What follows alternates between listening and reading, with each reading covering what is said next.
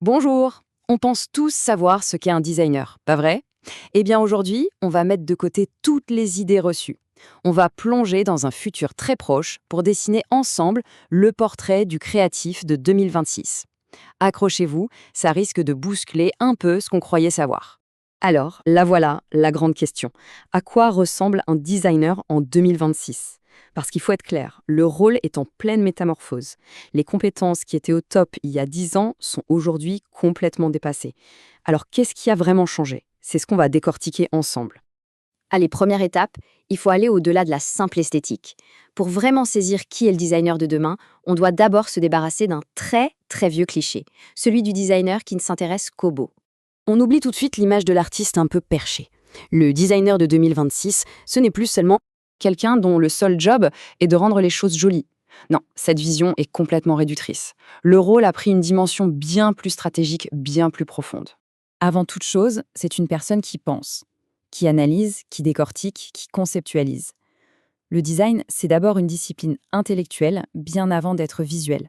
C'est aussi, et c'est fondamental, une personne qui teste, qui ne se base pas uniquement sur son intuition, mais qui va confronter ses idées à la réalité, au retour des utilisateurs. La création en solitaire, sans feedback, c'est terminé. Et surtout, qui itère. Le design, ce n'est jamais un produit fini, figé dans le marbre. C'est un cycle. On apprend, on ajuste, on améliore, encore et encore. C'est cette capacité à s'adapter en permanence qui est devenue la clé. Bon, on a vu l'état d'esprit, maintenant parlons matos, parlons aux outils. Parce que si la mentalité change, les instruments de travail, eux, évoluent à une vitesse absolument folle. Ce qui est vraiment intéressant ici, c'est que les outils classiques ne disparaissent pas, loin de là. Mais ils sont, augmentés, boostés par des nouvelles technologies. L'intelligence artificielle, les outils no-code, ce n'est plus de la science-fiction. Ce sont des compétences indispensables qui permettent de travailler plus vite et de voir plus grand. Et justement, ces nouveaux outils ne changent pas que la technique. Ils révolutionnent aussi la manière de travailler. Fini l'image d'Épinal du designer isolé dans sa tour d'ivoire. Le mot d'ordre est limpide, collaboration. L'idée du génie créatif qui a une illumination tout seul dans son coin, c'est un mythe. Aujourd'hui, on le sait, la créativité, c'est un sport d'équipe. Le processus moderne, c'est un dialogue permanent. Le designer collabore main dans la main avec les développeurs, le marketing, la stratégie. Chaque point de vue vient enrichir le projet.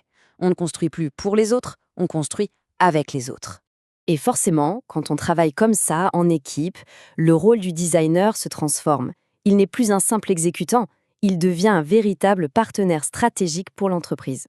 Pour être pertinent, pour que son travail ait un vrai impact, le designer de 2026 doit avoir une vision à 360 degrés.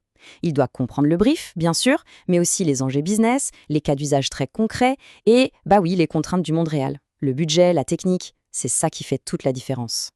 Et pour se maintenir à ce niveau stratégique, il n'y a pas 36 solutions. Il faut apprendre tout le temps, de manière active. Le designer de demain ne finit jamais ses études. En fait, la formation, ce n'est plus une étape de la carrière, c'est la carrière elle-même. Ok, on a pas mal d'éléments là. Si on rassemble toutes ces pièces du puzzle, ça donne quoi? Quel est le portrait robot final de ce créatif de demain? Alors on y revient.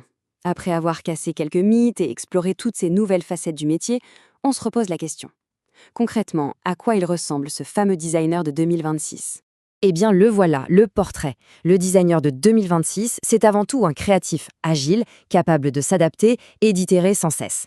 C'est une personne curieuse, qui a une soif constante d'apprendre. Et enfin, point crucial, c'est quelqu'un d'opérationnel, capable de transformer une vision stratégique en une réalité tangible. Mais la meilleure nouvelle, la vraie bonne nouvelle, la voici. Ce profil, ce n'est pas un don du ciel. Être agile, curieux, opérationnel, tout ça, ça s'apprend. C'est une compétence qui se construit, qui se muscle jour après jour. Finalement, la vraie question n'est pas tant qui est le designer de 2026, mais plutôt est-on prêt